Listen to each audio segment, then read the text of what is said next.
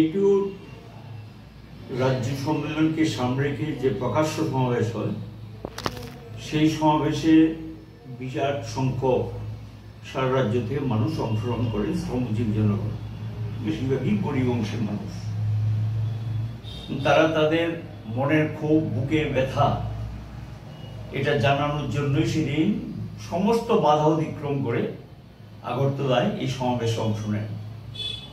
শাসক দল এই সমাবেশ থেকে হয়তো আতঙ্কিত, আর নতুবা হতাশা থেকে একটা রাজনৈতিক উদ্দেশ্য চরিতার্থ করার লক্ষ্যে প্রশাসনকে কাজে লাগিয়ে, অর্থাৎ পুলিশ প্রশাসনকে কাজে লাগিয়ে মামলায় গ্রেপ্তার করা শুরু হয়েছে।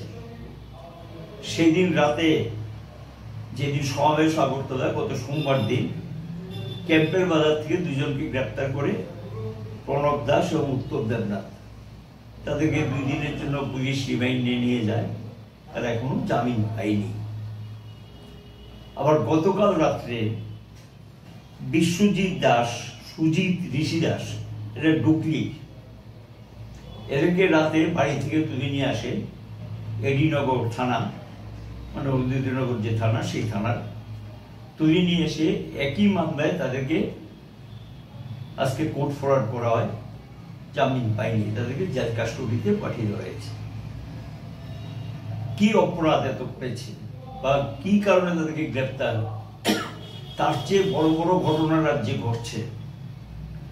দেখা যায় নেশা কারবারি ধরতে পারে না, যারা সমাজদ্রোহী কাজের সঙ্গে যুক্ত তাদেরকে ধরতে পারে না, আর যারা একটু সামান্য কিছু থাকে তাদেরকে গ্রেপ্তার করে জেল কাস্টডি দিতে পারে। এটা কেন মিটিং আসলো, কি কারণ আসলো, একটা ভীতির পরিবেশ তৈরি করার লক্ষ্যে শাসক দল, সেটা আতঙ্কিত কিনা তারাই বলতে পারবে। এবং লক্ষ্য করা গেল যে তাদের বিরুদ্ধে এই মামলা রুজু করে এই গরিব, দিন আনে দিন খায় তারা, সাধারণ শ্রমজীবী মানুষ, তাদের উপর পরিবারটা নির্ভরশীল, তাদেরকে গ্রেপ্তার করে সেখানে জেলে পুরে দেওয়া হয়েছে। লক্ষ্যটা কি? একটা ভীতির পরিবেশ তৈরি করা, আতঙ্কের পরিবেশ তৈরি করার জন্য এই লোককে এটা করছে।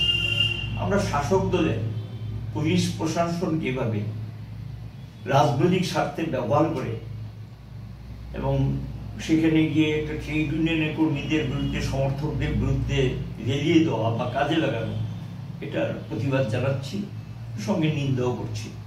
সরকারকে বলবো যে এটা করে মানুষের মনের কষ্ট, বুকের ব্যথা দূর করা যায় না। তাদের যে দুর্বলতাগুলো আছে এগুলো দূর করার চেষ্টা করুক, এটা কাজে লাগবে তাদের জন্য। তা না করে দমন পীড়নের মানে আশ্রয় নিয়ে, দমন পীড়নের মধ্য দিয়ে মানুষের যে কণ্ঠ সেটিকে স্তব্ধ করে দেওয়ার যে চেষ্টা, এটা করে পৃথিবীর ইতিহাসে কেউ পার পায়নি, ভারতবর্ষও পার পায়নি, রাজ্যও দিকে এই ধরনের ঘটনা বহু হয়েছে, কিন্তু তাদেরকে দমিয়ে রাখতে পারিনি। আমরা বলবো যে এই দমন পীড়ন অবিলম্বে বন্ধ করার জন্য।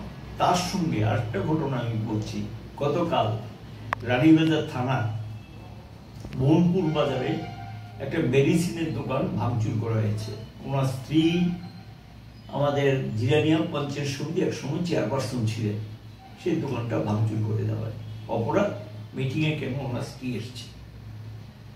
এবং তার সঙ্গে কালকে রাত্রি এখানে ব্রজনগর রানীবাজার থানারই অধীন, সেখানে গিয়ে সুভাষ দেবনাথের বাড়িতে টিন টুন ভেঙে দেওয়া হয়, বাড়ির এতে ভাঙচুর চালানোর চেষ্টা হয়। পুলিশকে জানানোর পরেও পুলিশ ঘটনার অনেক পরে গিয়েছে, ওনার ছেলেকে মারপিট করে, ছোট ছেলেকে মারপিট করে। আরেকজন হলো গৌতম দেবনাথ, ওর বাড়িতে গিয়ে ঢিল পাটকেল মারে, গালি গালাজ ইত্যাদি করে, এবং সেখানেও গিয়ে বাড়ির বেড়া ভাঙার চেষ্টা করে। এইগুলো চলছে। এই সমস্ত ঘটনাগুলো থানাতে জানানো হয়েছে। সেখানে আসামিদের গ্রেপ্তার করবে তো দূরের কথা, যারা এগুলো করছে তাদের সঙ্গে যুক্ত, আর বিরুদ্ধে দেখা যায় কোনো ব্যবস্থা নিলেন না।